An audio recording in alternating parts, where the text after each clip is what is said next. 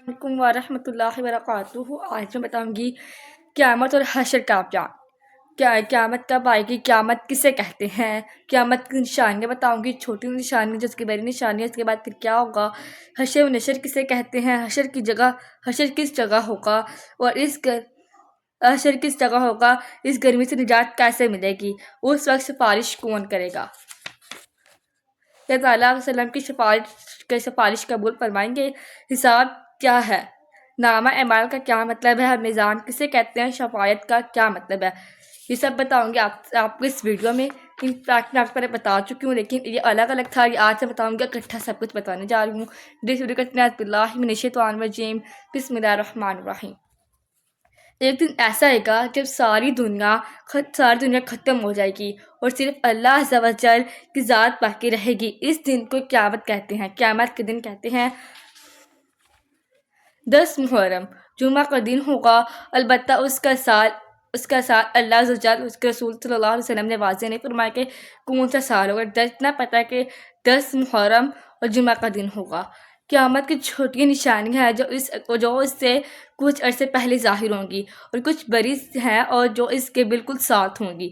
چھوٹی نشانیاں یہ ہیں کہ اور اولاد ماں باپ کی نافرمان ہوگی، علماء اور نیک لوگ دنیا سے اٹھ جائیں گے، گناہوں سے بچنا بہت مشکل ہوگا، بڑی بڑی عمارتیں بنائی جائیں گی، بدماش لوگ اور عورتیں حکمران ہوں گی، لوگ زکوٰۃ کو ٹیکس سمجھنے لگیں گے، گانے بجانے کی کثرت ہوگی، ساری وقت میں برکت نہیں ہوگی، سودی کی کثرت ہوگی، یہ ساری علامتیں اس وقت موجود ہوں گی، چھوٹی نشانیاں۔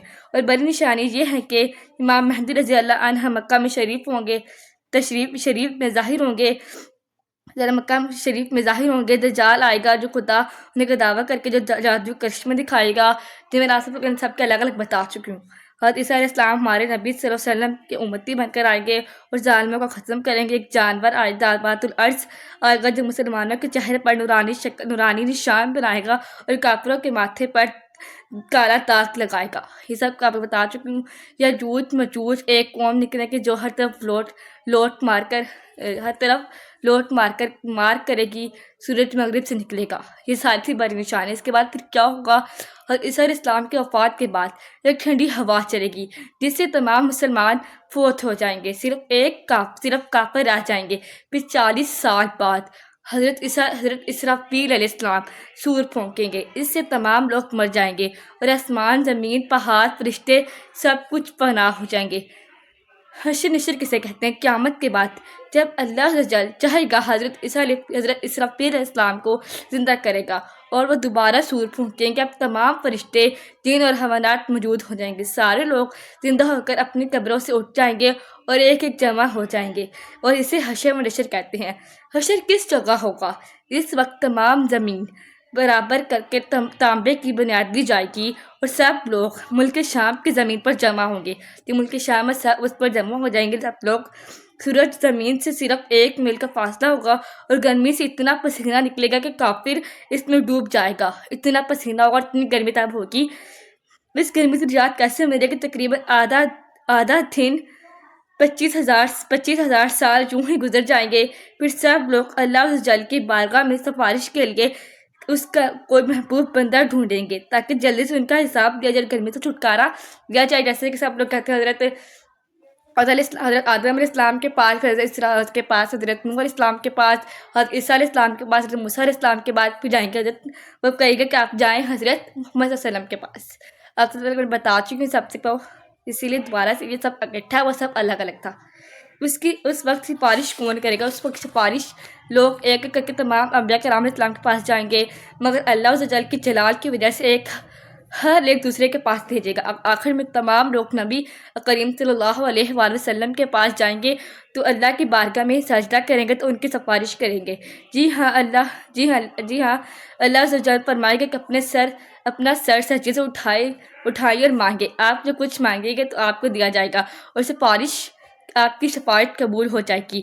اللہ عز و جل اپنے خاص بندوں کے علاوہ تمام انسانوں سے ان کے اعمال کے بارے میں پوچھے گا، اسے حساب کہتے ہیں۔ اللہ عز و جل نے ہر انسان کے ساتھ 2 فرشتے کرامن کاتبین مقرر فرمائے ہیں جو اس کے اعمال رجسٹر میں لکھتے ہیں، اسے نامہ اعمال کہتے ہیں۔ قیامت کے دن ہر شخص کو اس کا نامہ اعمال دیا جائے گا، نیک لوگوں کو دائیں ہاتھ میں، برے لوگوں کو بائیں ہاتھ میں، کافروں کو پیٹھ کے پیچھے۔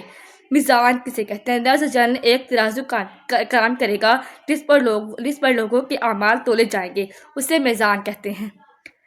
شفاعت کا معنی ہے سفارش۔ نبی کریم صلی اللہ علیہ وسلم اللہ عز و جل کی اجازت سے اس کی بارگاہ میں سفارش کر کے گناہ گاروں کے گناہ معاف کرواتے ہیں۔ رزق قیامت اللہ عز و جل کی بارگاہ میں سفارش کر کے بہت سے لوگوں کو حساب کے بغیر جنت میں داخل کریں گے، بہت سے لوگوں کو جنت میں جانے سے بچائیں گے، جہنم سے جانے سے بچائیں گے، بہت سے لوگوں کو جہنم سے نکال کر جنت میں داخل کریں گے، اور بہت سی جنتوں کو درجے بلند کریں گے، اور اسے سفارش و شفاعت کہتے ہیں۔ یہ تھی میری ویڈیو۔ اگر آپ سب کو اچھی لگی ہے میرے چینل اسلامک دنیا کو سبسکرائب کرنا، لائک کرنا۔ ملیں گے نیکسٹ ویڈیو میں۔ اللہ حافظ۔